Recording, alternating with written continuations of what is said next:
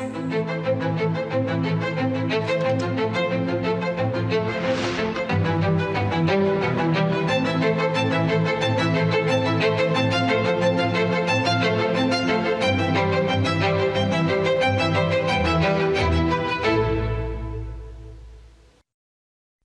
প্রিয় দেশবাসী, নমস্কার। মন কি বাতে আরও একবার কথা হবে দেশ ও দেশবাসীর সাফল্য নিয়ে। গত কিছু সপ্তাহে স্পোর্টস হোক, সায়েন্স হোক বা সংস্কৃতি, অনেক কিছু এমন হয়েছে যা প্রত্যেক ভারতবাসীর জন্য গর্বের ব্যাপার। সম্প্রতি শুভাংশু শুক্লার মহাকাশ থেকে ফিরে আসা নিয়ে দেশে অনেক আলোচনা হয়েছে। যেই শুভাংশু পৃথিবীতে নিরাপদে নামলেন, লোকেরা লাফিয়ে উঠল। প্রত্যেক হৃদয়ে আনন্দের ঢেউ বয়ে গেল। পুরো দেশ গর্বে ভরে গেল। আমার মনে আছে যখন আগস্ট 2023-এ চন্দ্রযান-3 এর সফল ল্যান্ডিং হয়েছিল, তখন দেশে একটা নতুন পরিবেশ তৈরি হয়েছিল। সায়েন্সকে নিয়ে, স্পেসকে নিয়ে বাচ্চাদের মধ্যে একটা নতুন কৌতূহল তৈরি হলো। এখন ছোট ছোট বাচ্চারা বলে, আমরাও স্পেসে যাব, আমরাও চাঁদে নামবো, স্পেস সায়েন্টিস্ট হব। বন্ধুরা, আপনারা ইন্সপায়ার মানক অভিযানের নাম শুনে থাকবেন। এটা বাচ্চাদের ইনোভেশনকে উৎসাহিত করার জন্য একটি অভিযান। এতে প্রতিটি স্কুল থেকে 5 জন শিশুকে নির্বাচন করা হয়। প্রতিটি বাচ্চা একটা নতুন আইডিয়া নিয়ে আসে। এখনো পর্যন্ত লক্ষ লক্ষ বাচ্চা এতে যুক্ত হয়েছে। আর চন্দ্রযান-3 এর পর তো এদের সংখ্যা দ্বিগুণ হয়ে গেছে। দেশে স্পেস স্টার্টআপও দ্রুত বাড়ছে। 5 বছর আগে 50টার থেকেও কম স্টার্টআপ ছিল। আজ 200-র বেশি হয়ে গেছে শুধু স্পেস সেক্টরে। বন্ধুরা, পরের মাসে 23শে আগস্ট ন্যাশনাল স্পেস ডে। আপনারা এটা কিভাবে উদযাপন করবেন? কোনো নতুন আইডিয়া আছে কি? আমাকে নামো অ্যাপে অবশ্যই মেসেজ পাঠাবেন। বন্ধুরা, 21 শতকের ভারতে আজ সায়েন্স এক নতুন শক্তি নিয়ে এগিয়ে যাচ্ছে। কিছুদিন আগে আমাদের ছাত্ররা ইন্টারন্যাশনাল কেমিস্ট্রি অলিম্পিয়াডে মেডেল জিতেছে। দেবেশ পঙ্কজ, সন্দীপ কুচি, দেবদত্ত প্রিয়দর্শী আর উজ্জ্বল কেশরী, এই 4 জন ভারতের নাম উজ্জ্বল করেছে। ম্যাথসের জগতেও ভারত তার পরিচয়কে আরো শক্তিশালী করেছে। অস্ট্রেলিয়ায় অনুষ্ঠিত ইন্টারন্যাশনাল ম্যাথমেটিক্যাল অলিম্পিয়াডে আমাদের স্টুডেন্টরা 3টি গোল্ড, 2টি সিলভার এবং 1টি ব্রোঞ্জ মেডেল অর্জন করেছে। বন্ধুরা, আগামী মাসে মুম্বাইতে অ্যাস্ট্রোনমি এবং অ্যাস্ট্রোফিজিক্স অলিম্পিয়াড অনুষ্ঠিত হতে চলেছে। এতে 60টিরও বেশি দেশের পড়ুয়ারা আসবে, বিজ্ঞানীরাও আসবেন। এটি হতে চলেছে এখনো পর্যন্ত হওয়া সবচেয়ে বড় অলিম্পিয়াড।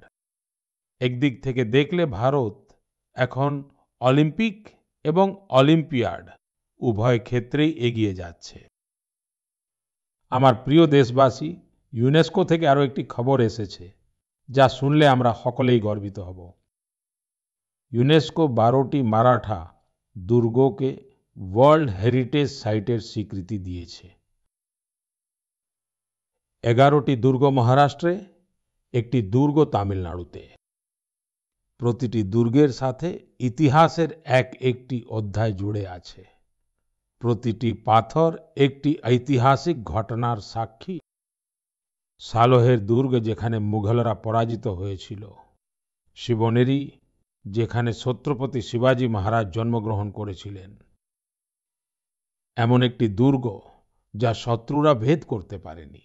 খান্দেরি দুর্গ, সমুদ্রের মাঝে তৈরি এক অদ্ভুত দুর্গ। শত্রুরা তাকে আটকাতে চেয়েছিল, কিন্তু শিবাজী মহারাজ অসম্ভবকে সম্ভব করে দেখিয়েছিলেন। প্রতাপগড় দুর্গ, যেখানে আফজল খান পরাজিত হয়েছিলেন, সেই কাহিনীর প্রতিধ্বনি আজও দুর্গের দেওয়ালে মিশে আছে। বিজয় দুর্গ, যেখানে গুপ্ত সুড়ঙ্গ ছিল, ছত্রপতি শিবাজী মহারাজের দূরদর্শিতার প্রমাণ এই দুর্গে পাওয়া যায়। আমি কিছু বছর আগে রায়গড় পরিদর্শন করেছিলাম। ছত্রপতি শিবাজী মহারাজের প্রতিমার সামনে প্রণাম করেছিলাম। এই অভিজ্ঞতা জীবনভর আমার সাথে থাকবে। বন্ধুরা, দেশের অন্যান্য প্রান্তেও এমন অদ্ভুত দুর্গ আছে যেগুলো একাধিক আক্রমণের মুখোমুখি হয়েছে, খারাপ আবহাওয়ার আঘাত সয়েছে, কিন্তু আত্মসম্মানকে কখনো নত হতে দেয়নি। রাজস্থানের চিত্তোরগড় দুর্গ, কুম্ভলগড় দুর্গ, রণথম্ভোর দুর্গ, আমের দুর্গ, জয়সলমের দুর্গ তো বিশ্ববিখ্যাত। কর্ণাটকের গুলবর্গার দুর্গ অনেক বড়।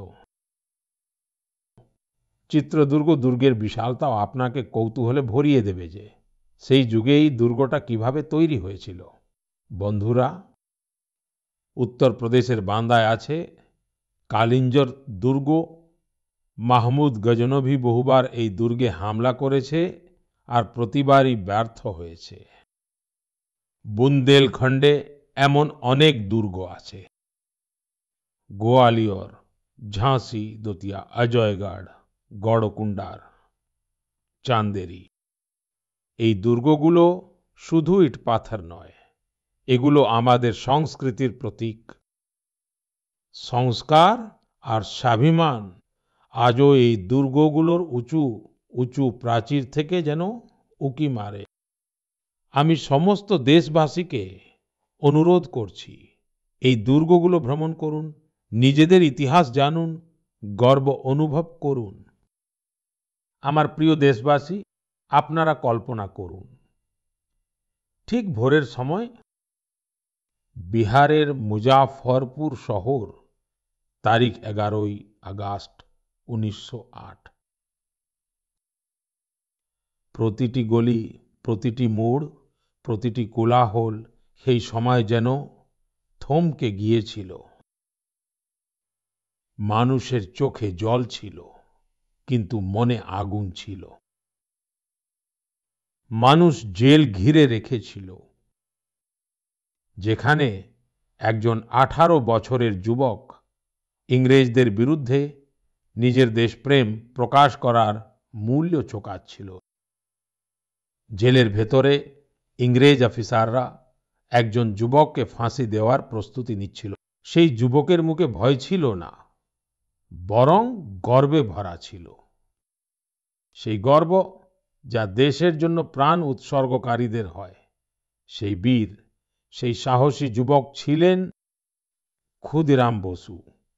মাত্র 18 বছর বয়সে তিনি সেই সাহস দেখিয়েছিলেন যা পুরো দেশকে নাড়িয়ে দিয়েছিল। তখন খবরের কাগজগুলো লিখেছিল, ক্ষুদিরাম বসু যখন ফাঁসির মঞ্চের দিকে এগিয়ে গেলেন, তখন তার মুখে ছিল হাসি। এমনই অসংখ্য বলিদানের পর, শত শত বছরের তপস্যার পর আমরা স্বাধীনতা পেয়েছিলাম। দেশপ্রেমীরা তাদের রক্ত দিয়ে স্বাধীনতার আন্দোলনকে নতুন প্রাণ দিয়েছিল। বন্ধুরা, আগস্ট মাস এই কারণেই বিপ্লবের মাস। 1 আগস্টে লোকমান্য বাল গঙ্গাধর তিলকের প্রয়াণ দিবস। এই মাসেই 8ই আগস্টে গান্ধীজির নেতৃত্বে ভারত ছাড়ো আন্দোলনও শুরু হয়েছিল। তারপর আসে 15ই আগস্ট, আমাদের স্বাধীনতা দিবস। আমরা আমাদের স্বাধীনতা সংগ্রামীদের স্মরণ করি, তাদের থেকে অনুপ্রেরণা পাই। কিন্তু বন্ধুরা, আমাদের স্বাধীনতার সাথে দেশের বিভাজনের যন্ত্রণাও জড়িয়ে আছে।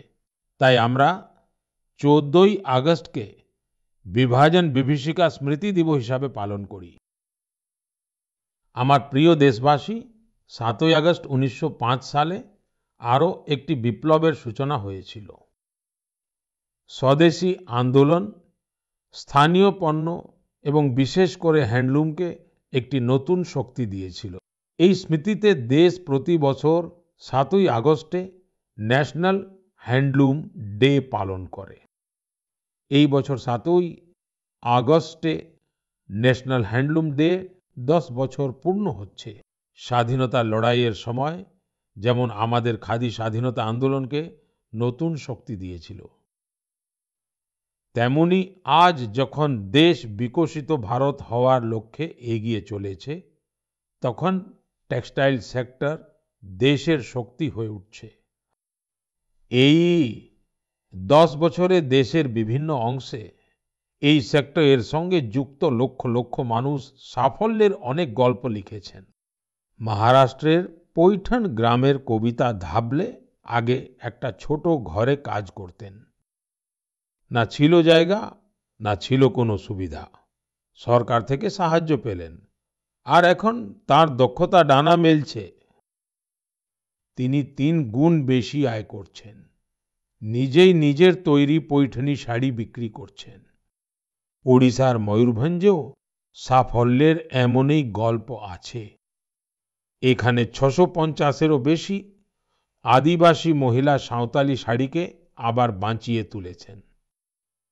এখন এই মহিলারা প্রতি মাসে হাজার হাজার টাকা আয় করছেন।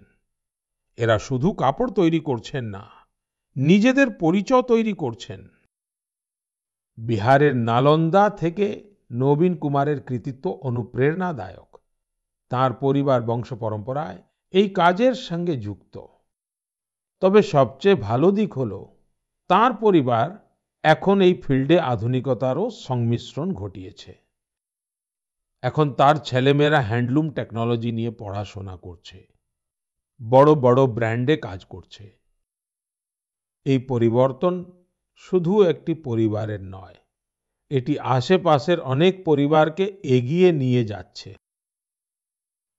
বন্ধুরা, টেক্সটাইল ভারতের শুধু একটি সেক্টর নয়, এটি আমাদের সাংস্কৃতিক বৈচিত্র্যের একটি উদাহরণ।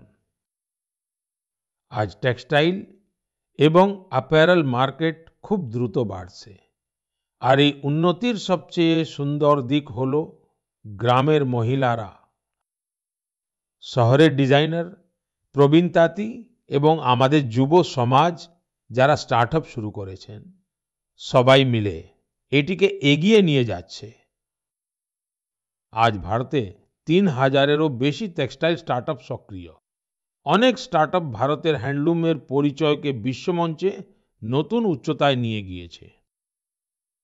বন্ধুরা, ২০৪৭-এর উন্নত ভারতের স্বপ্ন বাস্তবায়িত হবে আত্মনির্ভরতার পথ অতিক্রম করে। আর আত্মনির্ভর ভারতের সবচেয়ে বড় ভিত্তি হলো ভোকাল ফর লোকাল। যে জিনিসগুলো ভারতে তৈরি হয়েছে, যা বানাতে কোনো ভারতীয়ের ঘাম ঝরেছে, সেটাই কিনুন এবং সেটাই বিক্রি করুন। এটা আমাদের সংকল্প হওয়া উচিত। আমার প্রিয় দেশবাসী, ভারতের বৈচিত্র্যের সবচেয়ে সুন্দর ঝলক আমাদের লোকগীতি আর পরম্পরাগুলোতে পাওয়া যায়। আর এরই অংশ হলো আমাদের ভজন আর আমাদের কীর্তন। কিন্তু আপনি কি কখনো শুনেছেন যে কীর্তনের মাধ্যমে ফরেস্ট ফায়ার সম্পর্কে মানুষকে সচেতন করা হয়?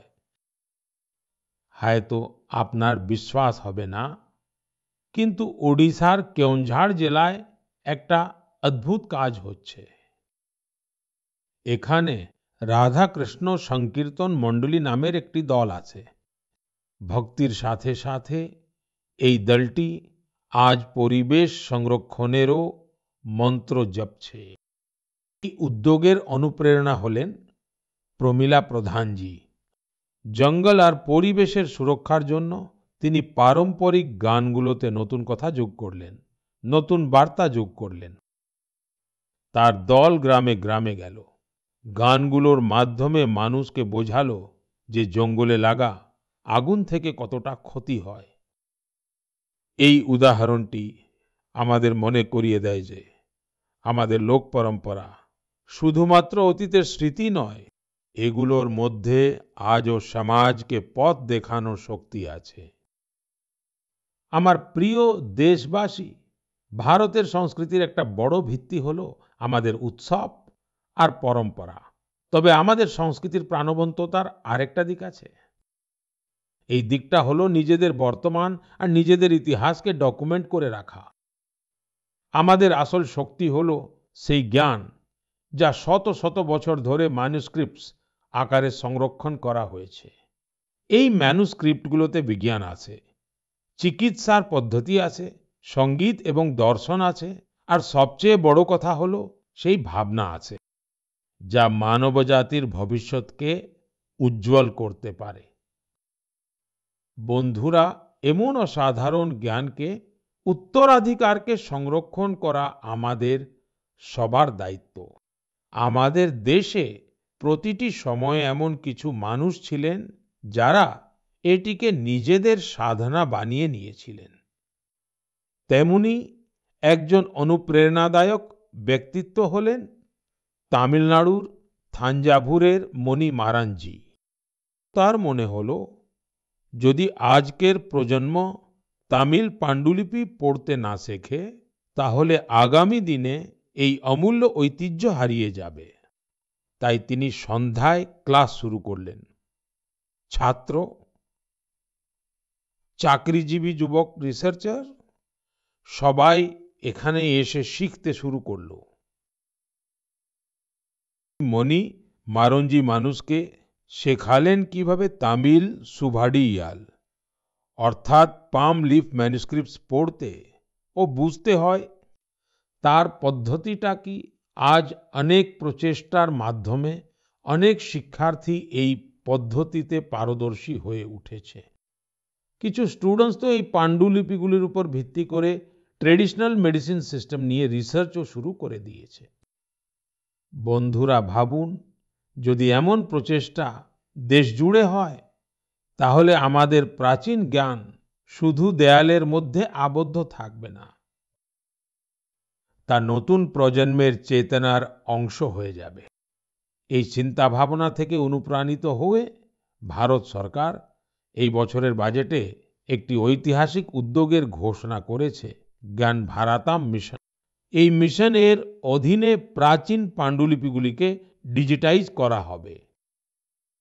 তারপর একটি ন্যাশনাল ডিজিটাল রিপোজিটরি তৈরি করা হবে, যেখানে সারা বিশ্বের শিক্ষার্থী, গবেষক ভারতের জ্ঞান ঐতিহ্যের সঙ্গে যুক্ত হতে পারবে। আমারও আপনাদের সকলের কাছে অনুরোধ, যদি আপনি এমন কোনো প্রচেষ্টার সাথে যুক্ত থাকেন বা যুক্ত হতে চান, তাহলে মাইগভ বা সংস্কৃতি মন্ত্রকের সাথে অবশ্যই যোগাযোগ করুন। কারণ এগুলি কেবল পাণ্ডুলিপি নয়, এগুলি ভারতের আত্মার সেই অধ্যায়গুলি যা আমাদের আগামী প্রজন্মকে শেখাতে হবে।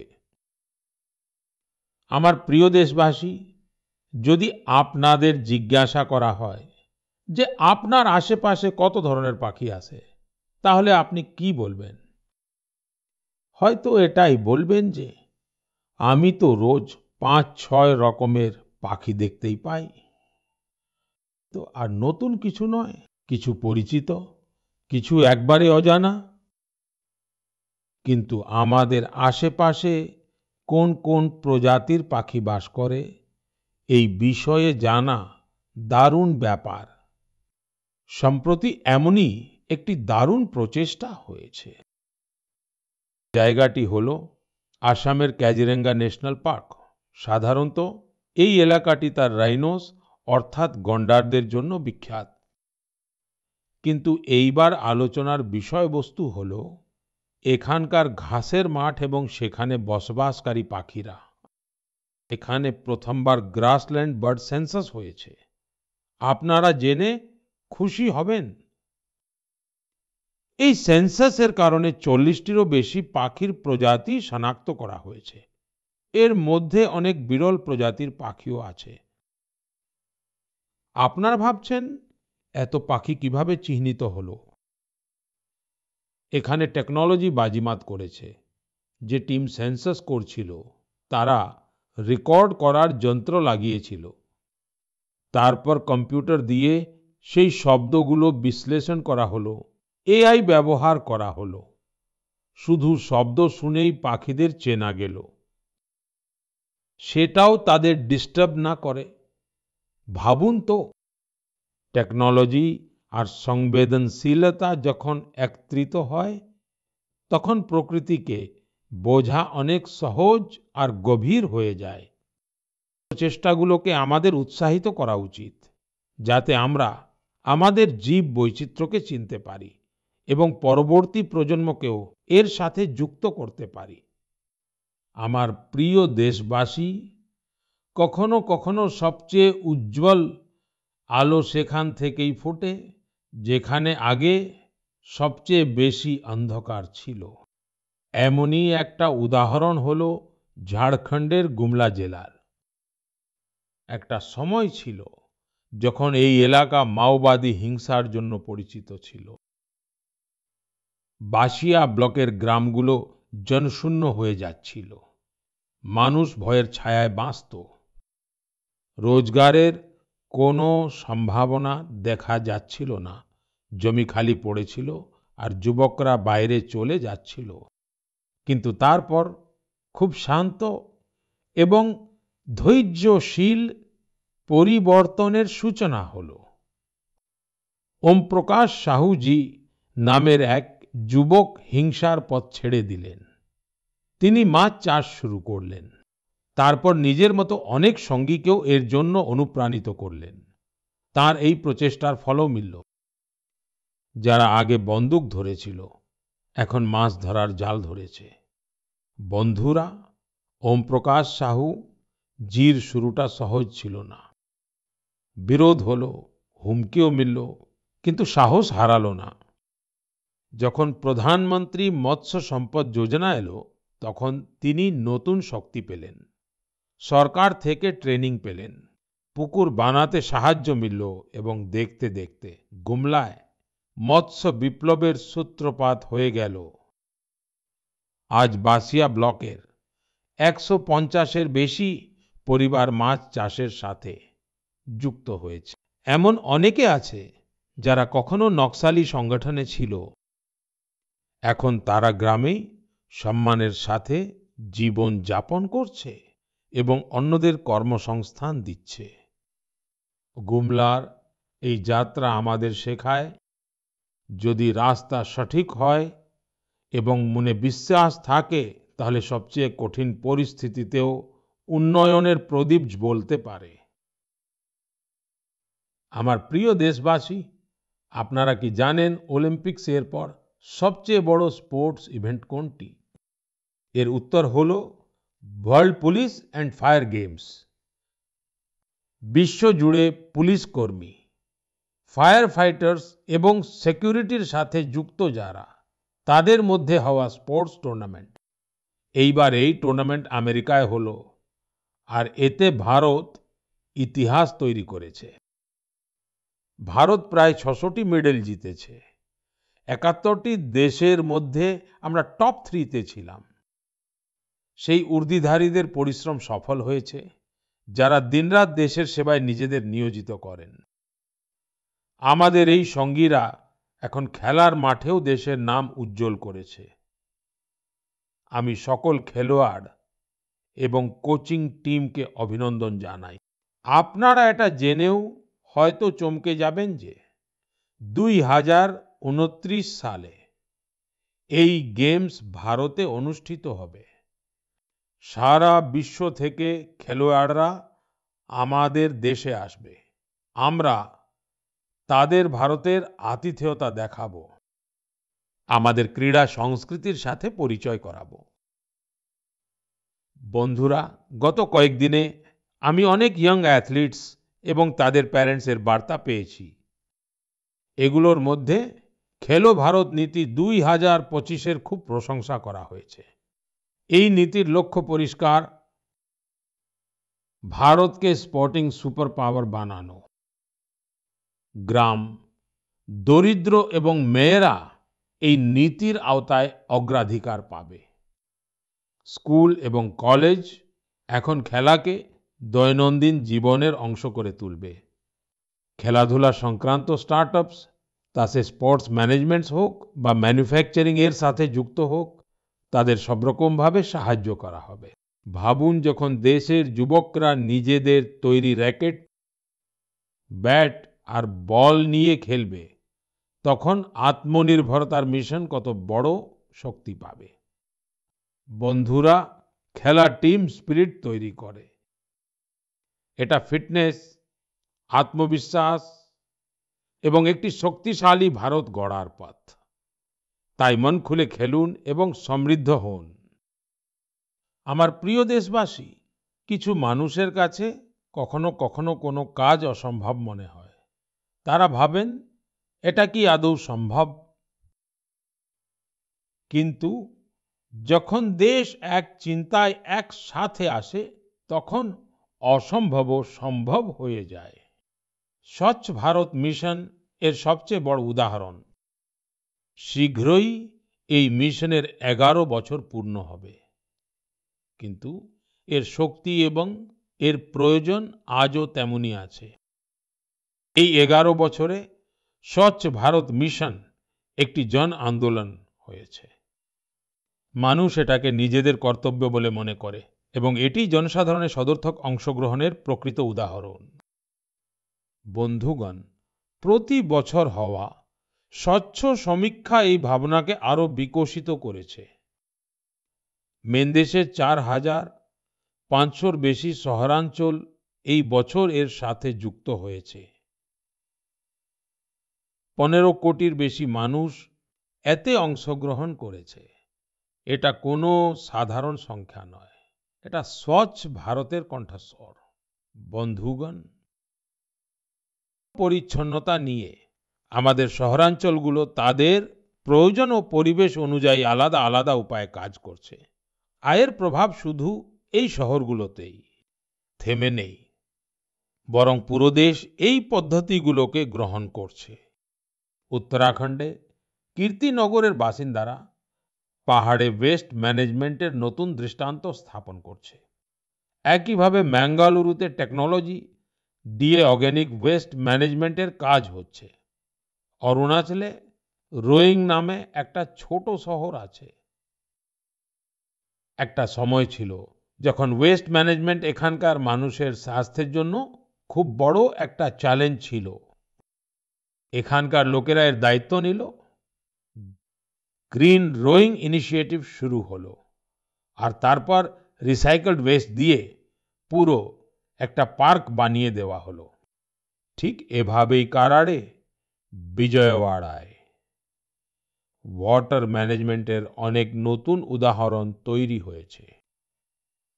আহমেদাবাদে রিভার ফ্রন্টের সাফাই সবার নজর কেড়েছে।